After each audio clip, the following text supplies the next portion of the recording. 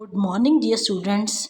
Today we are going to continue chapter The Making of a Scientist. इससे पहले वाले lectures में बेटे हमने पढ़ा है, ये लाइफ स्टोरी है रिचर्ड एब्राइट नाम के एक साइंटिस्ट की, जिसे बचपन से ही साइंस की तरफ बड़ी ज़्यादा अट्रैक्शन थी।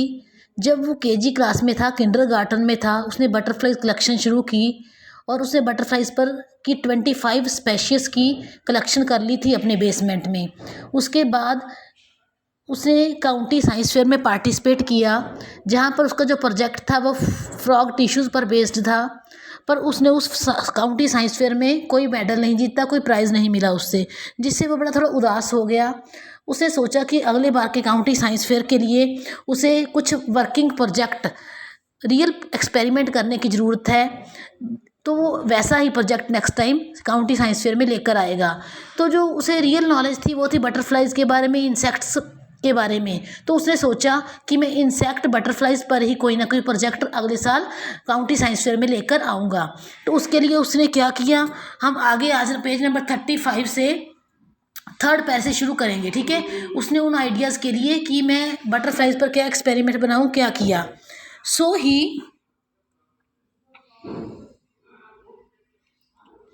he wrote to Dr. Urquhart for ideas and back came a stack of suggestions for experiment।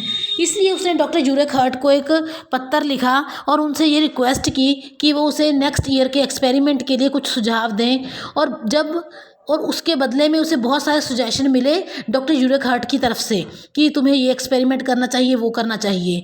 Those kept Ebright busy all through high school and led to prize projects in county and international science fears.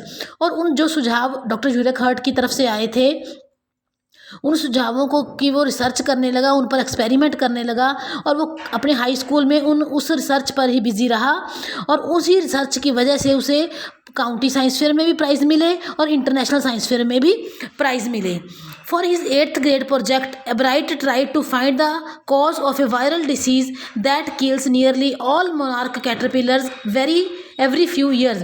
बेटे जब वो 8th grade में पहुंचा, 8th class में पहुंचा, तो बेटे उसने एक नई एक्सपेरिमेंट करने का सोचा। उसने कोशिश की उस वायरल डिसीज़ का इलाज ढूंढने की, उस वायरल डिसीज़ का कारण ढूंढने की, जिस डिसीज़ के कारण हर साल मोनार्क जो बटरफ्लाई थी वो कैटरपिलर की स्टेज तक पहुंचते ही डेथ हो जाती थी उनकी, वो मर जाती थी उस डिसीज़ की वजह से। एब्राइट ने सोचा कि वो इस बीमारी का कारण जानने की कोशिश करेगा।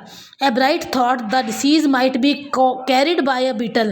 अपने एक्सपेरिमेंट के थ्रू एब्राइट ने ये सर्च की कि ये जो बीमारी होती थी बटरफ्लाइज मोनार्क कैटरपिलर्स को, वो एक बीटल की वजह से होती थी।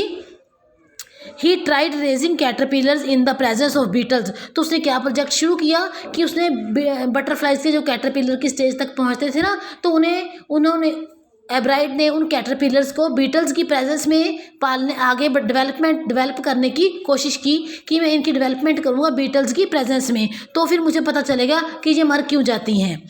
I didn't get any real results. मुझे उस एक्सपेरिमेंट का कुछ सही रिजल्ट तो मिला नहीं, वो बताते हैं, but I went ahead and showed that I had tried the experiment.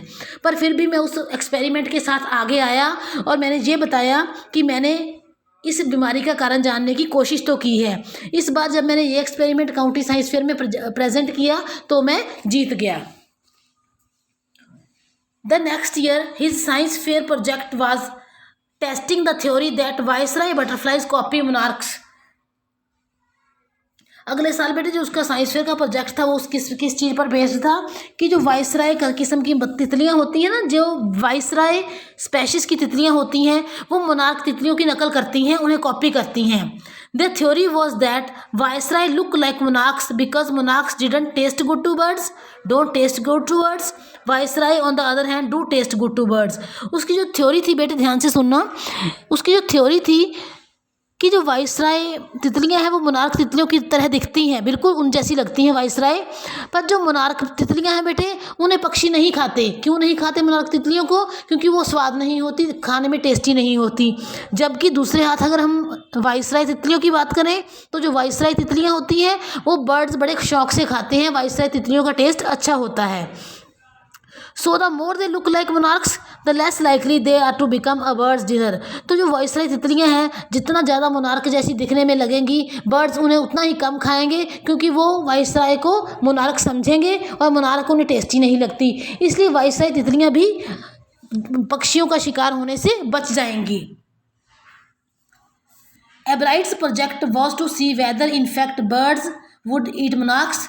एब्राइट का प्रोजेक्ट था बेटे जो अगले साल वो इस थ्योरी पर बेस्ड था। वो चेक करना चाहता था कि जो बर्ड्स हैं वो वाइसराय के भुलेखे में मोनार्क को खाते हैं या नहीं खाते। He found that starling would not eat ordinary bird food. उसने अपनी थ्योरी से ये चीज़ पता लगाई कि जो स्टारलिंग पक्षी होता है ना, स्टारलिंग बेटे एक पक्षी होता है, उसने ये थ्योरी बनाई कि जो स्टारलिंग पक्षी होते हैं वो आम भोजन नहीं खाते हैं। It would eat all monarchs it could get. जो स्टारलिंग पक्षी होते हैं वो सिर्फ मोनार्क तितलियों को खाते हैं और किसी प्रकार की तितलियों को वो नहीं खाते। Ebright said later research by other people showed that viceroy probably do copy the monarchs। उसके बाद की रिसर्च से भी बेटे ये साबित हो गया कि जो वाइसराय तितलियां हैं वो मोनार्क की कॉपी जरूर करती हैं। This project was placed first in the zoology division and third overall in the county science fair. उसका ये जो प्रोजेक्ट था, ये थ्योरी थी वाइसराय और मोनार्क को कंपेयर करने की, उस थ्योरी ने जूलॉजी डिवीज़न में फर्स्ट प्लेस हासिल की और जो ओवरऑल काउंटी साइंस था उस पर उसे थर्ड पोजीशन मिली।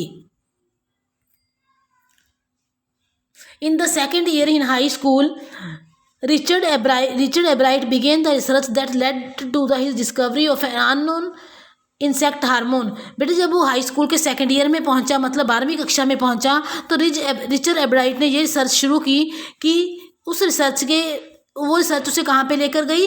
उसने एक नया अननोन इंसेक्ट हार्मोन डिस्कवरी किया। इंसेक्ट के साथ में जो हार्मोन होता है ना, उसने वो हार्मोन की डिस्कवरी की। Indirectly it also led to his new theory on the life of cells. Indirect रूप से उसकी इस थ्योरी ने उसे मदद की लाइफ ऑफ सेल्स की थ्योरी बनाने में। ये जो उसने हार्मोन डिस्कवर करने की थ्योरी लॉन्च की थी ना, उस थ्योरी से उसे लाइफ ऑफ सेल्स के बारे में जानने में भी हेल्प मिली। The question he tried to answer was simple. अपनी इस थ्योरी में उसने जिस क्वेश्चन का आंसर देने की कोशिश की वो बहुत सिंपल था।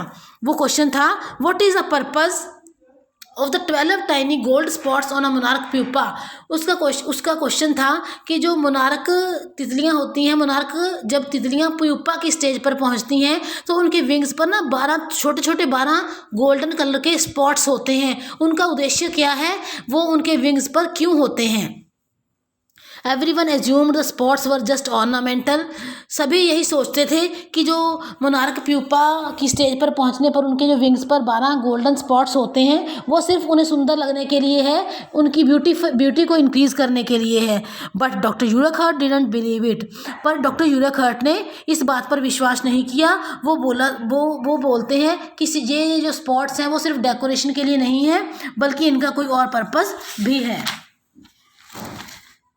To find the answer, Ebright and another excellent science student first had to build a device that showed that the spots were producing a hormone necessary for the butterfly's full development। बेटे इस question का answer ढूंढने के लिए एब्राइट ने और उनका एक और बहुत इंटेलिजेंट साइंस स्टूडेंट फ्रेंड था उन्होंने एक ऐसी डिवाइस बनाई जिस डिवाइस से ये पता चला कि ये जो 12 स्पॉट्स होते हैं मोनार्क प्यूपा पर, वो एक ऐसा हार्मोन रिलीज करते हैं जिस हार्मोन की तितलियों की फुल डेवलपमेंट के लिए बहुत ज़्यादा ज़रूरत होती है। Thank you. बाकी चैप्टर नेक्स्ट वीडियो में कंप्लीट करेंगे।